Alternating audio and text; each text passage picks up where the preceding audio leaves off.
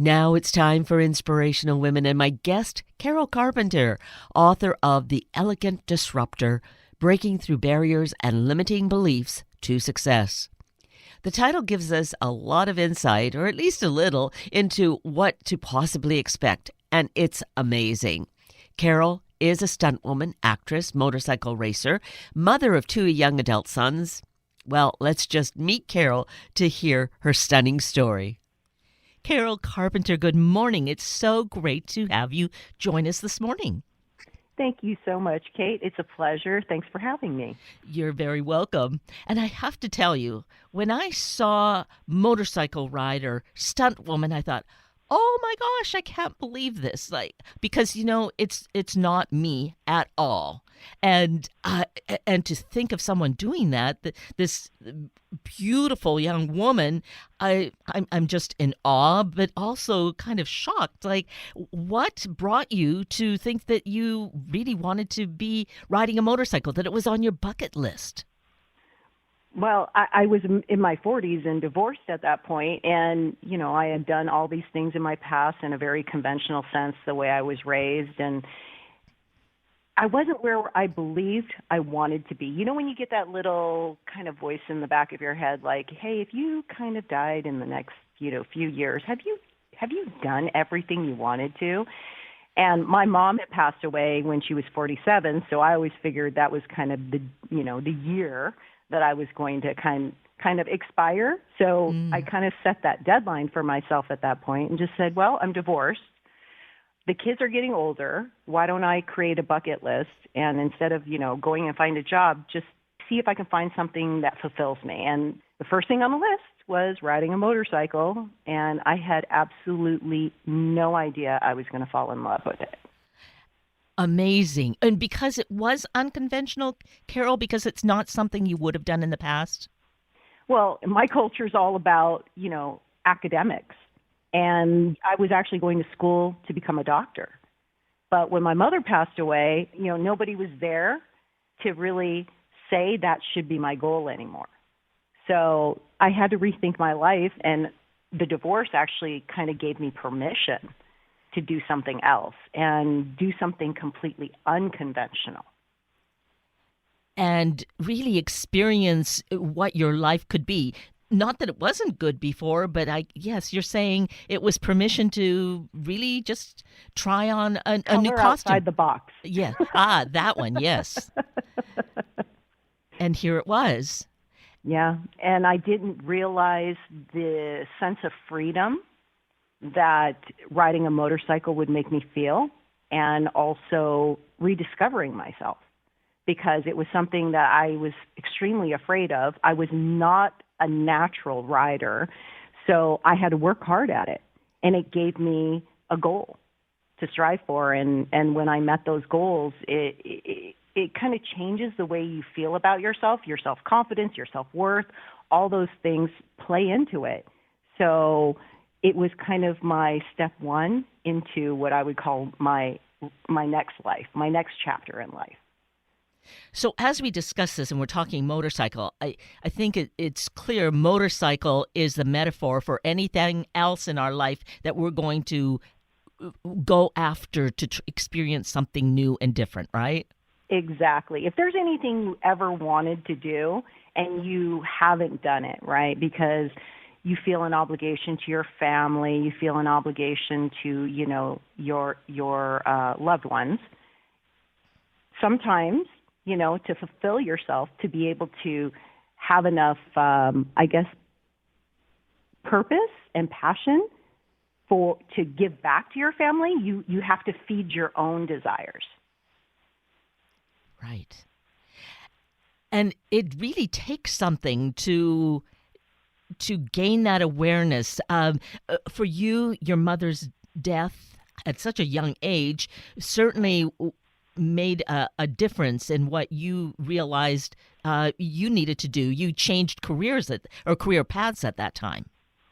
Yeah. I had a choice after the divorce whether I was going to go back and just find a job, or I could go and pursue something that I might actually like. And so that's the reason I went down a bucket list, because you just never know.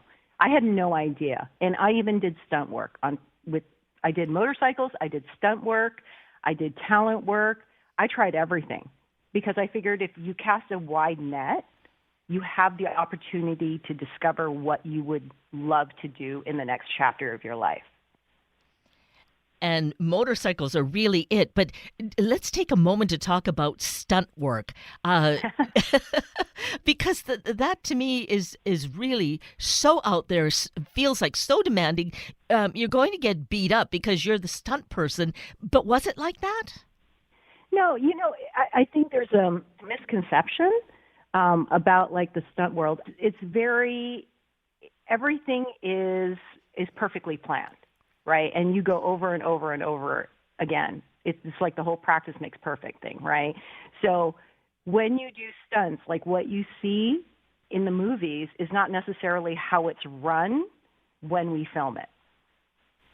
Okay. Does that kind of make sense? Sure. Okay. Yes, because it is all about keeping everyone safe. So, Exactly. Okay. So, I mean, it's not that it's not dangerous, but it's done in such a way to keep everyone safe. Yes, and it is planned in advance, and they do practice it many, many times.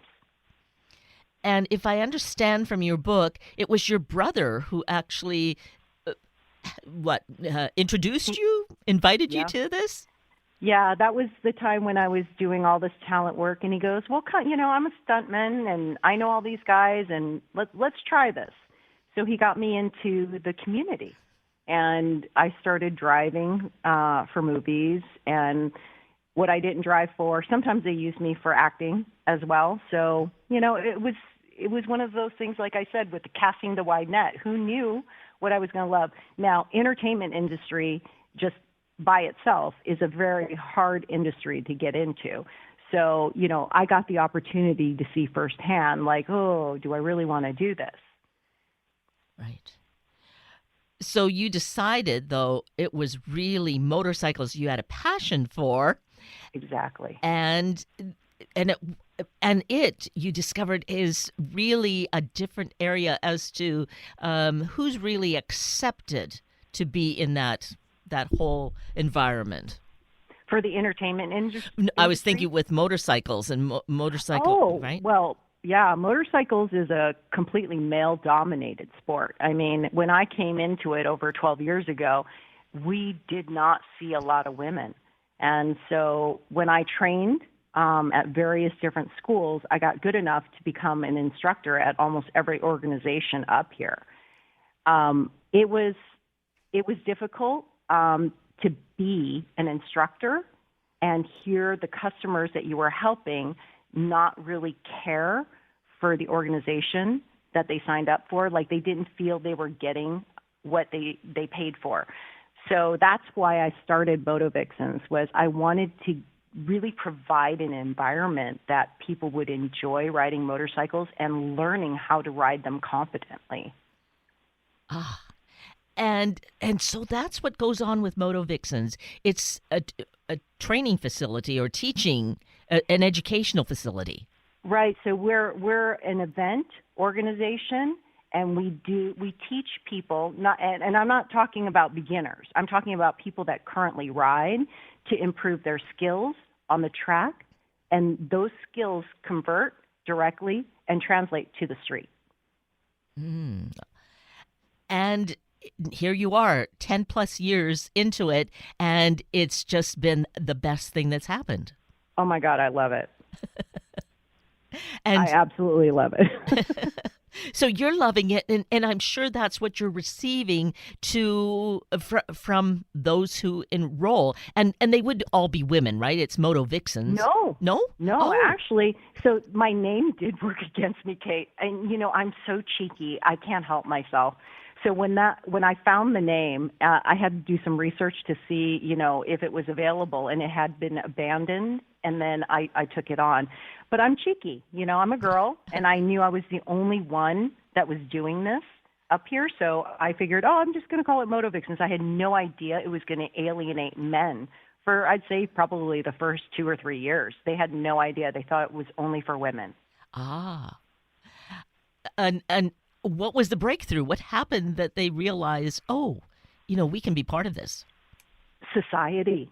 I think there came a point when society was really open to, marketing and advertising women more.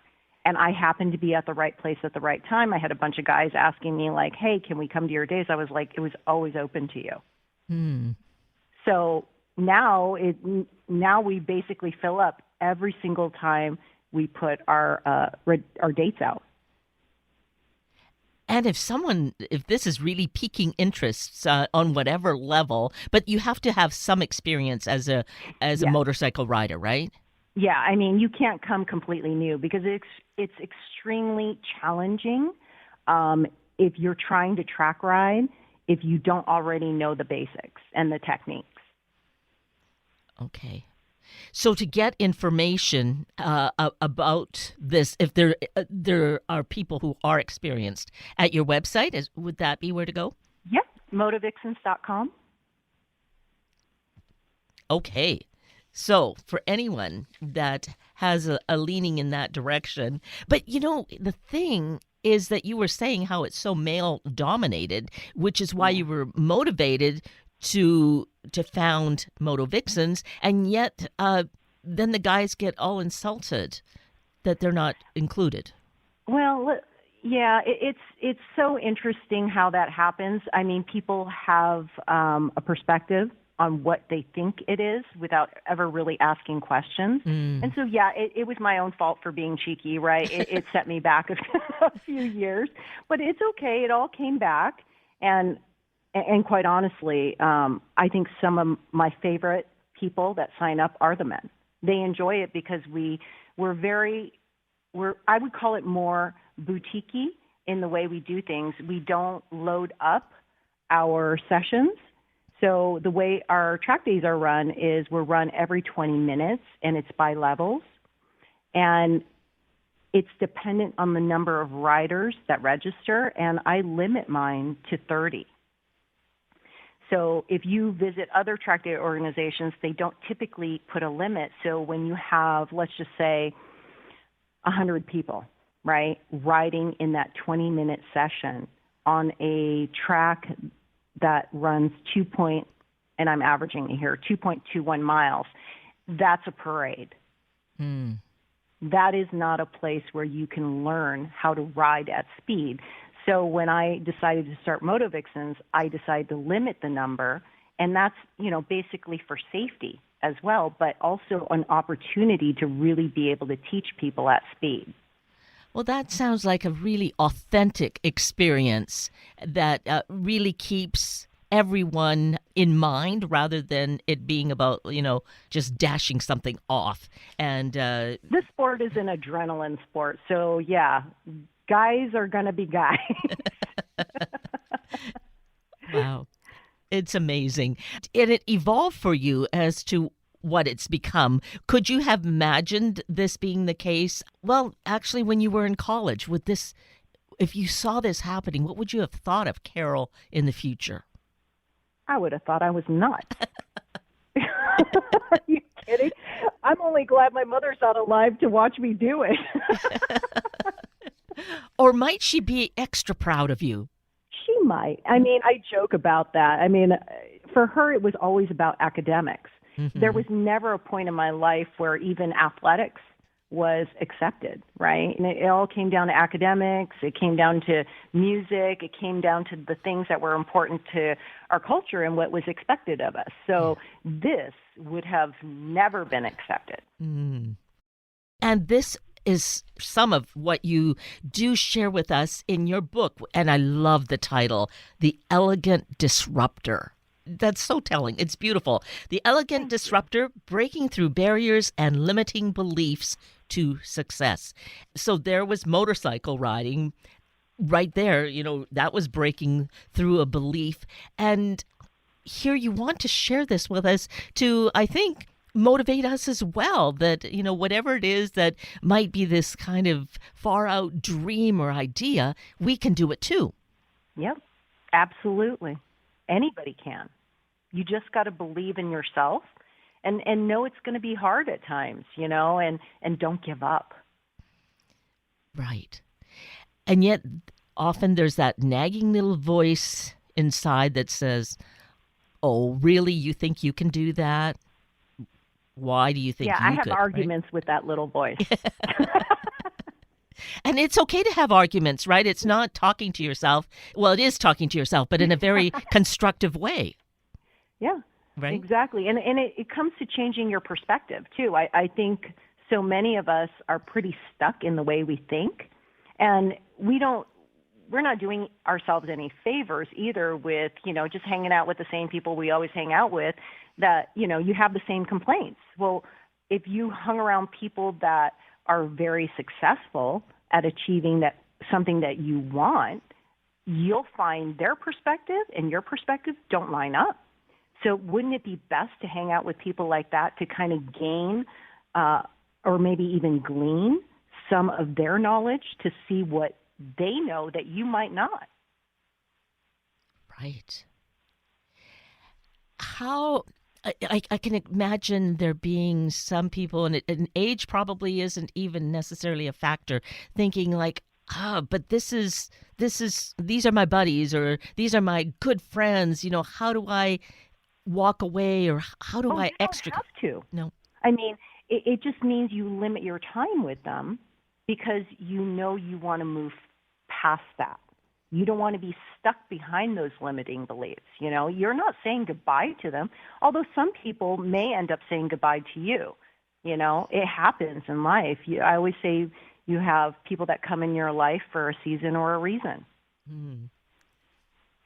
A season or a reason. That's a good one. Yes.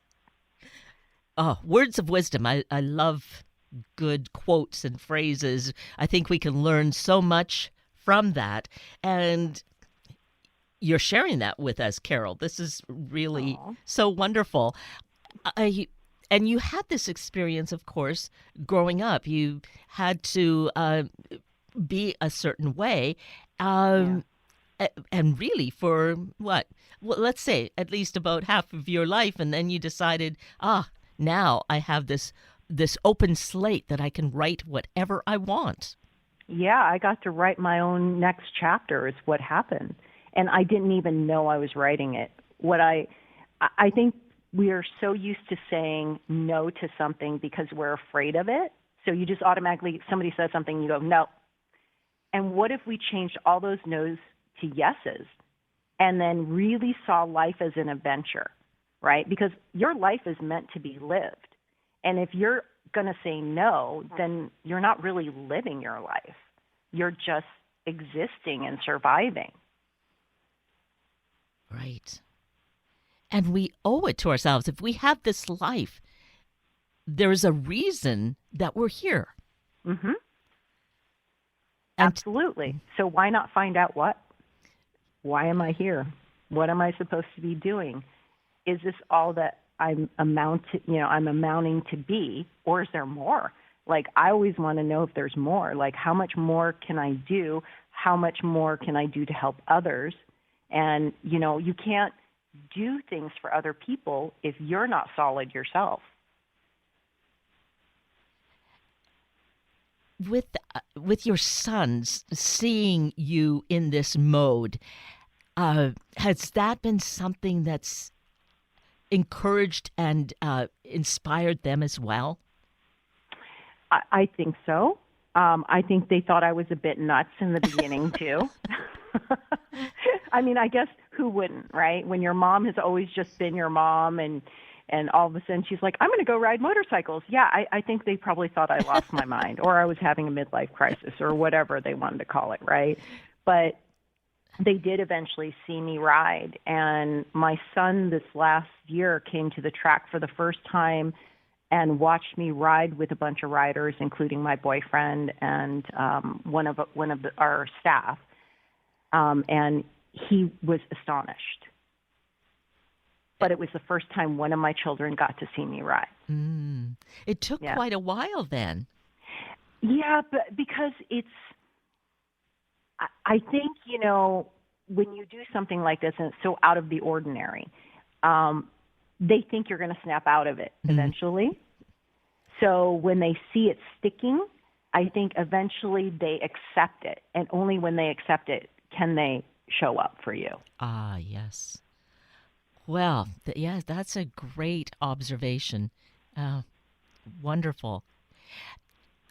And yeah, I can see that they would then see you sticking to it, something that's out of the ordinary or what you were as their mom as they were growing up, and think of it as to what they might do alongside of what they've chosen at this point, but that, the world is really wide open for them.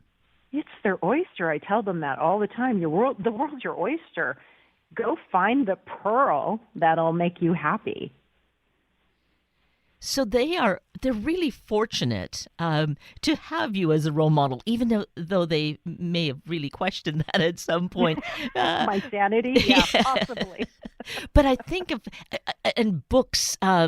Hearing people's stories certainly is encouraging, and I really want this kind of experience, this awareness, like the world being your oyster, that it is true for everyone. But it's how do we get that message out to everyone? Yeah, I think a lot of people don't go after things because of fear. And if we can treat fear as an indicator that this is new, and of course you're going to be afraid of something new. Let me tell you, when I got on a motorcycle the first time, I don't think my motorcycle stood still because I was shaking so hard I was shaking it underneath me, right? But you can't let fear paralyze you. You have to know fear is an indicator, and as long as you can break through that and just go, you know what, instead of like treating it as I can't do this, treat it as I'm going to conquer this. Mm-hmm. And it's a shift of your mindset. It's a shift of your perspective, and that's really all it is. Yes. Being aware that is within our control to do that. Mm-hmm. Yeah. Yeah. So there's that loud message about overcoming fear is really look at your perspective. And you don't have to, let's see, you didn't start riding that motorcycle and do something like go around the track, I don't know, at a certain number of miles an hour or something. I mean, it took time. Yeah. I mean, honestly, it takes time. It takes practice. And when I was really into it, I was cross training. So I was dirt biking. I was flat tracking as well. I was doing all kinds of motorcycle riding just to up my skills. Wow. Oh, so impressive. And then you have this wonderful book that you wrote, The Elegant Disruptor. Was this, well, tell us why you decided to do that. I feel like nowadays everybody is so negative, and and honestly, disruptor does kind of have a negative connotation, right? People just assume disruptor is somebody that just completely comes in and just steamrolls over everything. And I believe that there is a much more elegant way of doing it. And thus the reason we, put in the Elegant Disruptor, because I think you can take both sides of the equation and meet in the middle and work together. Yes. Isn't there something about walking the middle path? Yeah. And taking everybody's thoughts and concerns, right, together and creating something completely new. It's an avenue. It's another path for you to do business. And for so many, they choose just to steamroll over people, and then there's ill feelings all the way around, and it just creates, negativity creates more negativity. So I'm all about keeping it positive. Yes.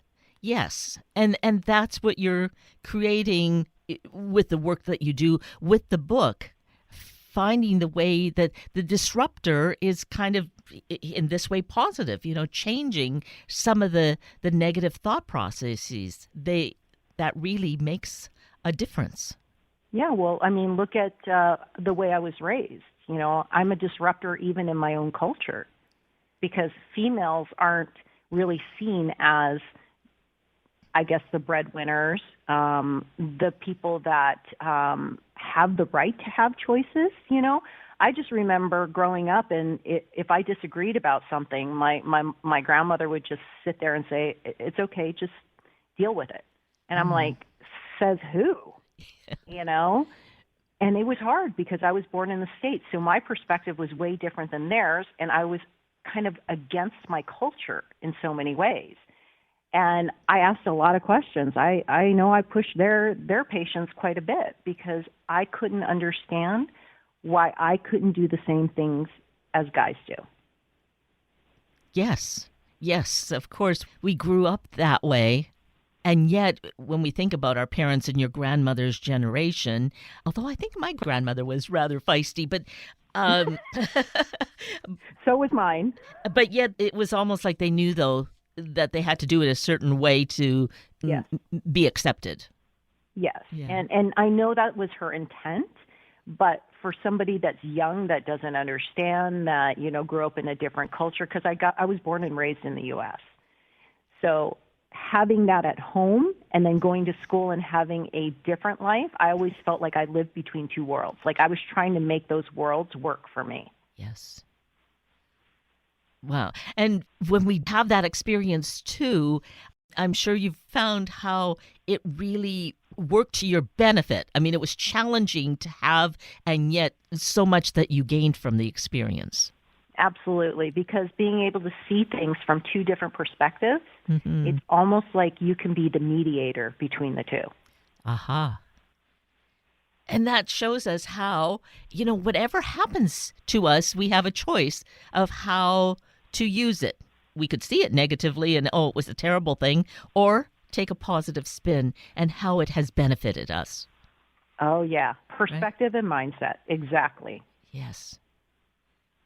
So important anytime, but our world feels just so challenging in many ways these days to take this to heart, to see how we can use it constructively and be that source of change in the world. Yeah, and we each can do that. Every single one of us. Right. Right.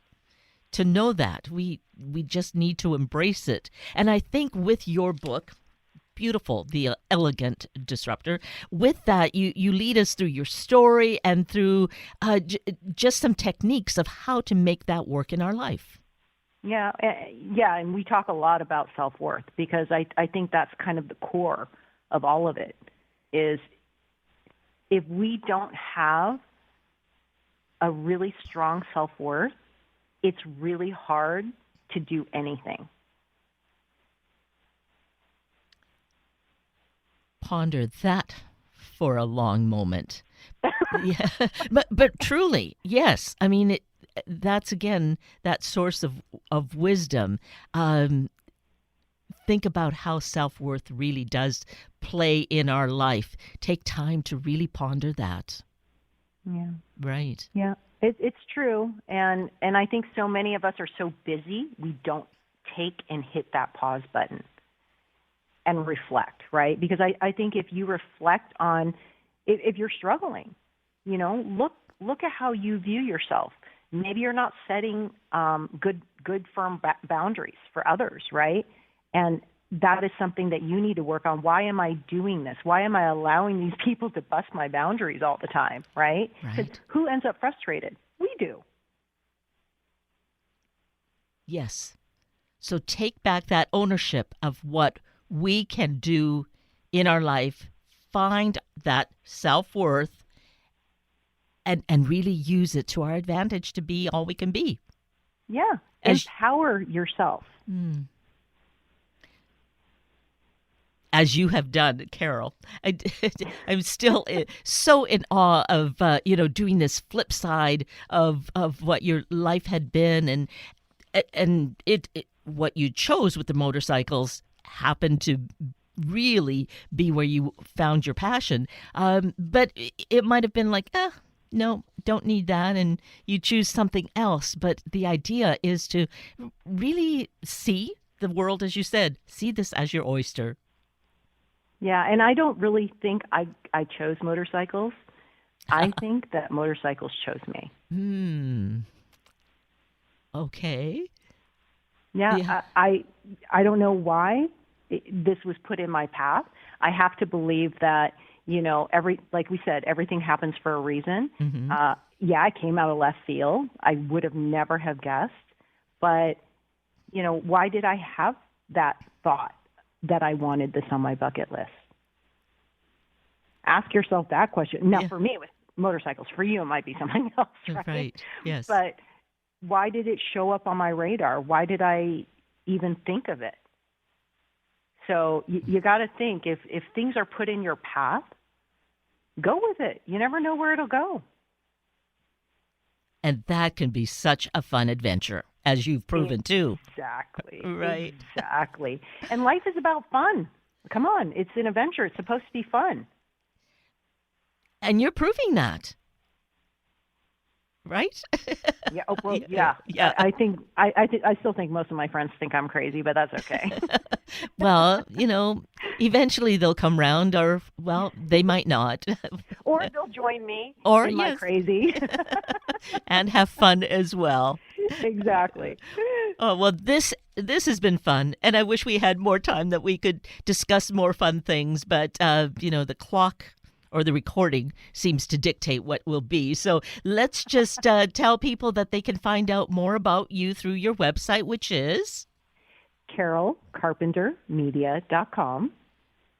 And you can find out more about the book, The Elegant Disruptor, and just all that's going on, and maybe, learn something about motorcycles. Who knows? But this has been delightful, and I thank you so greatly, Carol Carpenter. Thank you so much, Kate. That brings us to the end of a very full hour of Inspirational Women with Carol Carpenter and Sunday Morning Magazine with Jay Wu and Lee Crane. I'm Kate Daniels, your host, and I greatly appreciate your sharing this hour with me and these special guests. For details you might have missed or information you'd like to know, please just send me an email, kated@warm1069.com, and I will get right back to you.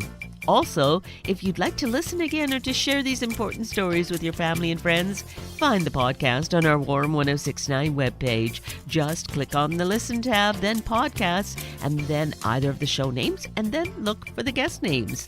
I now wish you and your family a day of really being self-aware and striving for your best health, your best life. Have a week of the same, and then please plan to join me again next weekend for another hour of Sunday Morning Magazine and Inspirational Women on Warm 1069. Good morning.